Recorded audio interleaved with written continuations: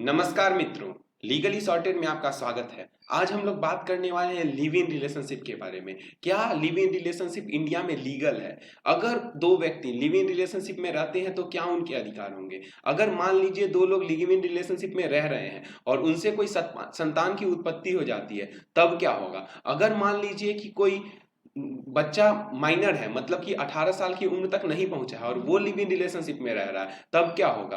क्या वो लोग पुलिस से प्रोटेक्शन की भी मांग कर सकते हैं? सब के बारे में जानेंगे आज के इस वीडियो में। और अभी हाल ही में पिछले 10 से 15 दिनों में सुप्रीम कोर्ट ने लिव इन रिलेशनशिप को लेके जजमेंट दिया है और कई हाई कोर्ट ने लिव इन रिलेशनशिप के बारे में अनेक सारी बातें कही हैं। आइए जानेंगे आज इस वीडियो में सब के बारे में। अगर आप लॉयर हैं, लॉ स्टूडेंट हैं या फिर कोई भी आम आदमी है तो आपको ये वीडियो अंत तक देखना चाहिए, क्योंकि आपको ये सारी जानकारी मिल जाएगी। तो सबसे पहले मैं आपको बता दूं लिव इन रिलेशनशिप होता क्या है। तो लिव इन रिलेशनशिप एक ऐसी व्यवस्था है जहां दो लोग बिना शादी किए, बिना विवाह किए एक साथ एक छत के नीचे पति पत्नी की तरह रहते हैं।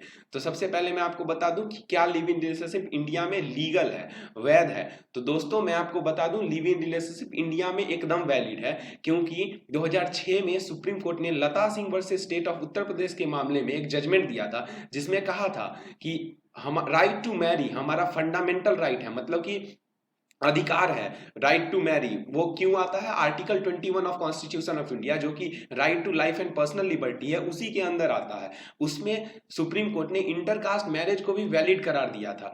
उसी केस में सुप्रीम कोर्ट ने लिव इन विदाउट मैरिज को भी वैलिड करार दिया था। अब ये जानना जरूरी है कि लिव इन रिलेशनशिप के बारे में हमारे पास कोई प्रावधान है, कोई स्टैट्यूट, कोई लेजिस्लेशन, ऐसा कुछ लिखा हुआ है लिव इन रिलेशनशिप के बारे में? तो मैं आपका बता दूं लिव इन रिलेशनशिप के लिए हमारे पास कोई स्टैट्यूट नहीं है, लेकिन हमारे पास एक स्टैट्यूट है जिसमें लिव इन रिलेशनशिप को जाना जा सकता है। वो है protection of women from domestic violence act 2005। अगर आप इसके सेक्शन 2 क्लॉज एफ को देखिएगा तो उसमें डोमेस्टिक रिलेशनशिप को डिफाइन किया गया है।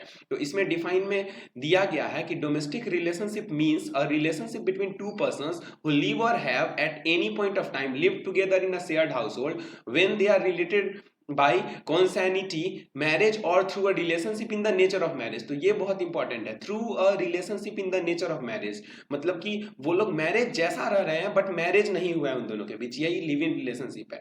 अब आगे देखिए तो एक बहुत इंपॉर्टेंट जजमेंट आया था इंद्र शर्मा वर्सेज वीकेवी शर्मा का। इसमें सुप्रीम कोर्ट ने लिव इन रिलेशनशिप को बताया था कि लिव इन रिलेशनशिप क्या होगा, लिव इन रिलेशनशिप होने के लिए उसमें क्या क्या उसके पॉइंट्स हैं जो कि उसमें होने चाहिए। तो उसमें बताया था कि एक साथ रहना चाहिए, एक छत के नीचे रहना चाहिए, पति पत्नी जैसा रहना चाहिए, एक लंबे ड्यूरेशन के लिए रहना चाहिए, ऐसा नहीं कि आज रहे कल नहीं रहे तो वो भी लिव इन, ऐसा कुछ नहीं। उसके बाद सुप्रीम कोर्ट ने बताया था दोनों को एक दूसरे की मदद करनी चाहिए, और बहुत सारी पॉइंट सुप्रीम कोर्ट ने दिए थे दूसरे देश के कानूनों को देखते हुए। तो ये एक बहुत लैंडमार्क जजमेंट था इंद्र शर्मा वर्सेज वीकेवी शर्मा का लिव इन रिलेशनशिप को लेके। ये भी protection of domestic violence act को भी अच्छे से एनालाइज किया गया था इस केस में। तो आप इस केस को एक बार खुद से जरूर पढ़ें अगर आप लॉयर या लॉ स्टूडेंट या फिर किसी भी लीगल फ्रेटर्निटी से बिलोंग करते हैं तो, क्योंकि ये जजमेंट आपके लिए बहुत ज्यादा इंपॉर्टेंट है। उसके बाद हम लोग अगर आगे बढ़े तो हम लोग जानेंगे कि लिव इन रिलेशनशिप में जो लोग रह रहे हैं उनके क्या अधिकार हैं, क्या राइट्स हैं। तो बेसिकली 3 राइट्स अभी क्लियर्ड हैं जो कि उनके पास हैं। पहला राइट्स तो ये है कि डोमेस्टिक वायलेंस के अगेंस्ट राइट है। क्यों? क्योंकि protection of women from domestic violence act में क्लियरली लिखा हुआ है, तो ये राइट सिर्फ वीमेन पार्टनर को होगा।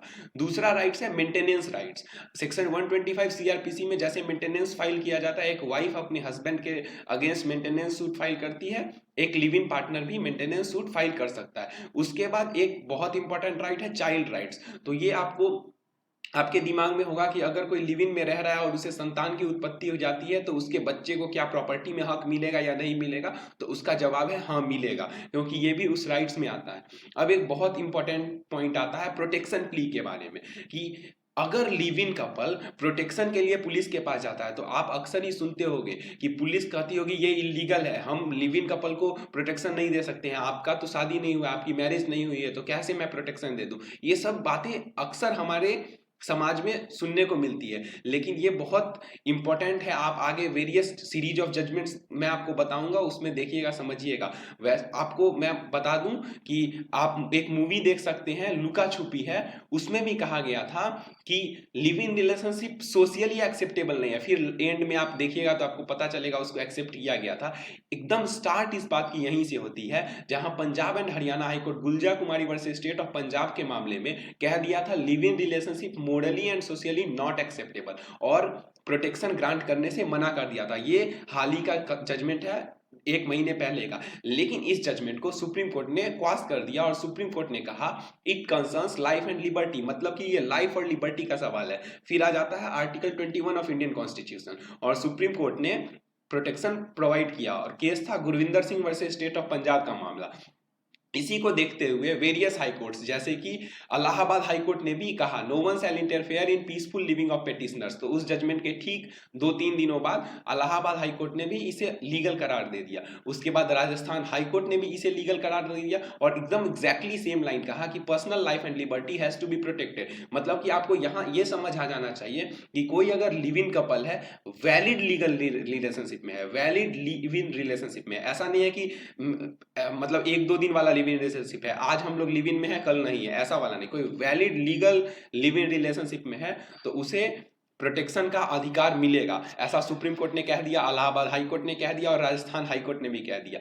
अब आगे आते हैं कि क्या होगा कि अगर 2 लोग लिव इन में रह रहे हैं जिसमें एक पार्टनर मैरिड है और दूसरा पार्टनर अनमैरिड है। तो ये बहुत इंपॉर्टेंट सवाल है, और ये सवाल बहुत पहले भी उठा था, लेकिन अभी हाल ही में Punjab and Haryana high court के सामने जब ये सवाल आया, तो Punjab and Haryana high court ने एसएसपी को कहा कि इस मामले को देखें। वो मामला था Gurjeet Kaur versus state of Punjab का। इसमें ये जाना जाएगा कि अगर वो वैलिड है, लीगल है, जो कि इंद्र शर्मा वर्सेस वीकेवी शर्मा के जजमेंट में कहा गया था, तब उसे प्रोटेक्शन प्रोवाइड किया जाएगा। लेकिन अगर वैसा लीगल नहीं होगा तब प्रोवाइड नहीं किया जाएगा। क्या है, जो मैरिड है उसका मैरिज स्टेटस क्या है, क्या वो डाइवोर्स ले, ये सब बात पता करनी जरूरी है ऐसे केसेस में।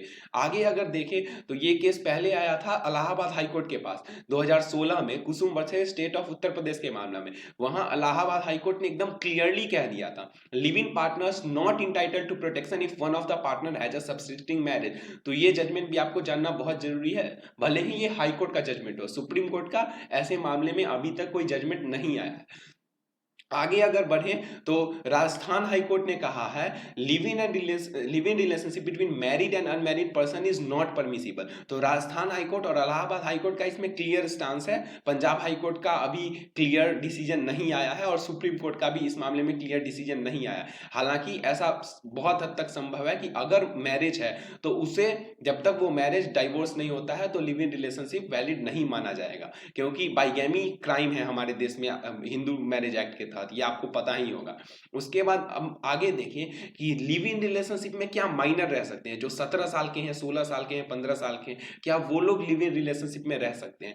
तो ये भी बहुत इंपॉर्टेंट मुद्दा है। तो इसके बारे में अभी हाल ही में Punjab and Haryana high court ने कहा है कि mere claim of 2 adults living together for few days not sufficient to attach legitimacy to live in relationship. ये केस था Dayaram versus state of Haryana का। तो ये बात तो इंद्र शर्मा वर्सेस वीकेवी शर्मा में भी कही गई थी कि 2 लोग कुछ दिनों के लिए रह रहे हैं तो उसे लेजिटिमेट लिव इन रिलेशनशिप नहीं कहा जा सकता। इस केस में Punjab and Haryana high court ने एक और बात कही कि ऐसे माइनर लोगों को लिव इन रिलेशनशिप में रहना अलाउड नहीं होगा। उसके अलावे इसी केस में Punjab and Haryana high court ने यह भी बताया कि ऐसे केसेस कोर्ट का टाइम खराब करते हैं, मियर वेस्टेज ऑफ टाइम, कोर्ट का टाइम खराब करने के लिए ऐसे केसेस कोर्ट में आ जाते हैं।